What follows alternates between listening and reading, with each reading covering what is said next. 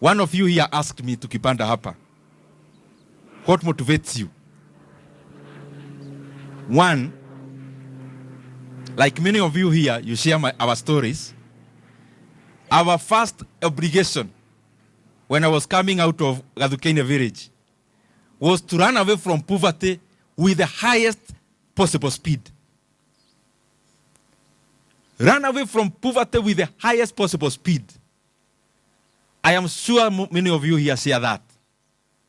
That one of the great motivations you should have is that you can't come out of here and your institution of learning and you go back to the same kind of families we came from.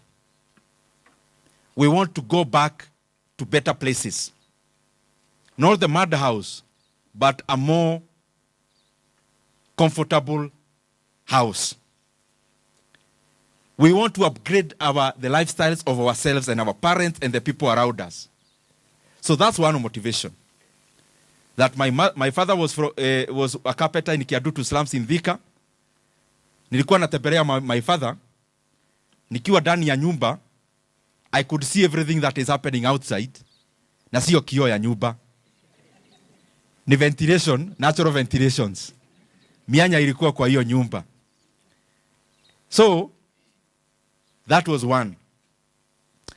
After you now move higher a little bit, your dream must change now. Because you've already almost sure you are running away from poverty and you have put a good buffer. You must go to impact. As you do this and the other thing, looking at impact. Impact you are creating for others. Like what Isaac is doing here today. He had enough money to live a comfortable life here in Kenya and elsewhere. But he's carrying the burden for all of us here. We must also replicate that in our areas. And here at Kenswed, very lastly, I think I'm having very many lasts. This should be the very last. There is something that is very motivating from your principal and from Isaac. That you already have a program at Kenswed to grant students and learners here with seed capital for their ideas and businesses. I have not seen anything of such a nature happening anywhere else in Kenya.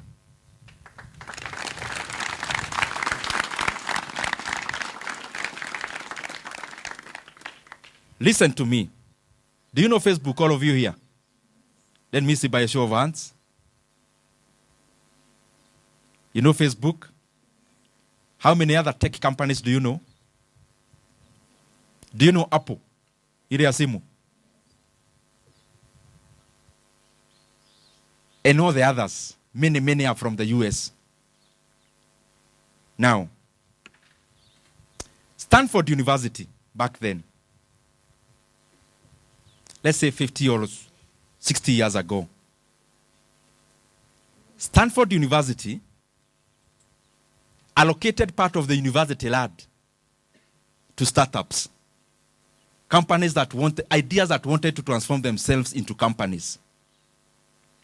Many of the US companies you know are either from Stanford graduates or from Stanford dropouts. And of course now that went on to other universities like Harvard and the rest.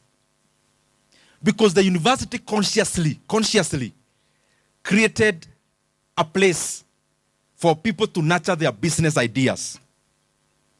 Instead of having a hall where people could be trained on how to write very good CVs, they did the other way around.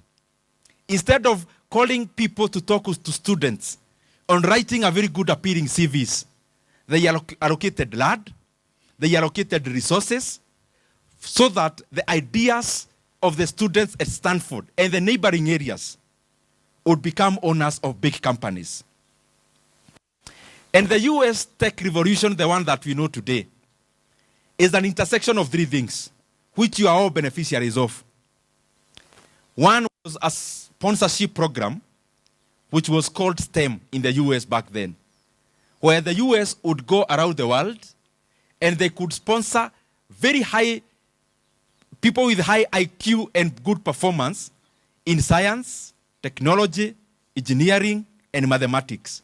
They could actually get visas and entry to US Ivy League universities. That's one. The second thing is funding from Wall Street and other areas. Funding.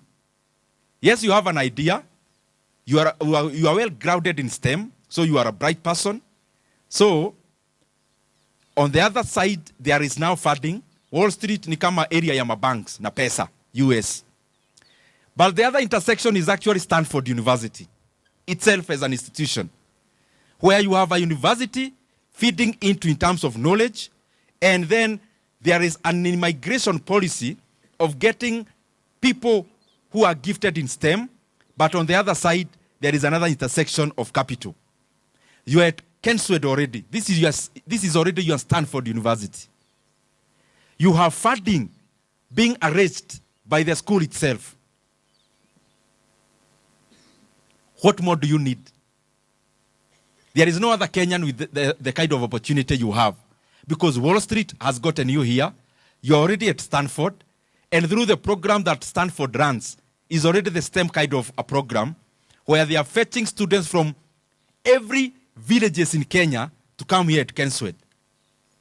That for all the 47 counties in Kenya are represented in this institution. There is no other place with that kind of an advantage. And that is why you see even the US as an economy is built actually by immigrants out of that kind of initiatives. If you look even at the current CEOs of big companies in the US, the current CEO of Microsoft is actually Indian. Went to the US when he was already an adult. The current CEO of Alphabet, what we call Google, is also an Indian. Founders of big corporations, like even the richest person in the world, people say he is American. He is South African, actually, with mother from Canada. The father was the one from the US. The same person is the one who also invented a company like PayPal. Look at a person like the founder of Apple, the one who is known as Steve Jobs. The father was actually from Syria. So he's Syrian. From Syria, the father. So what I'm trying to say is that the advantages those people got in the US has been brought to you here at Kenya. I'm talking to future billionaires, not millionaires.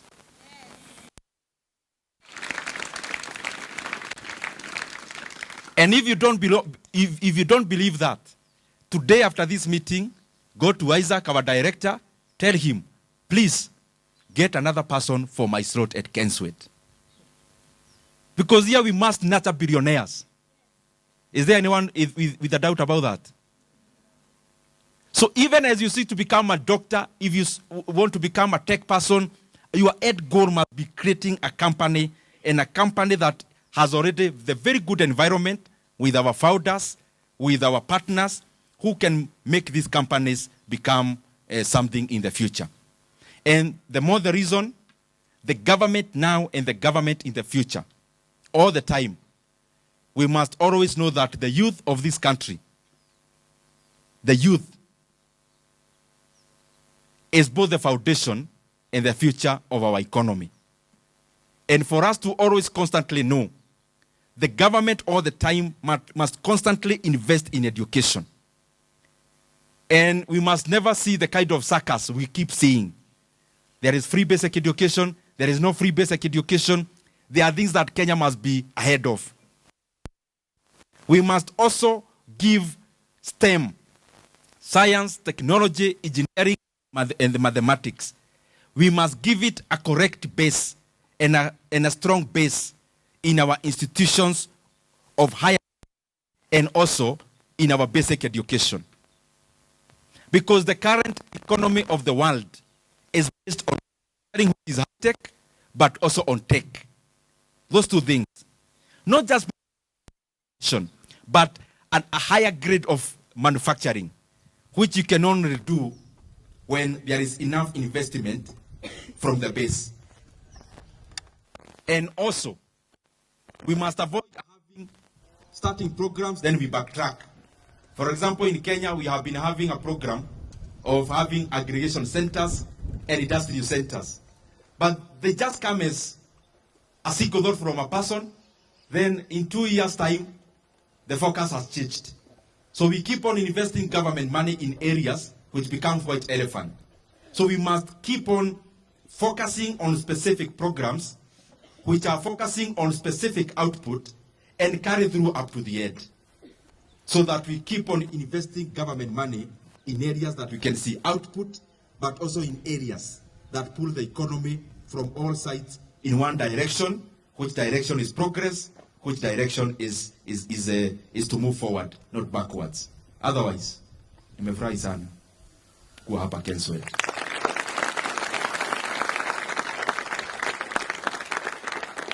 That we are Kenyan, but also we are friends of Sweden. Yes. And that is what our name is. Yes. And we can continue to collaborate, of course, through the help of our partners, because this is a very, very, very great initiative. I wish you all the best.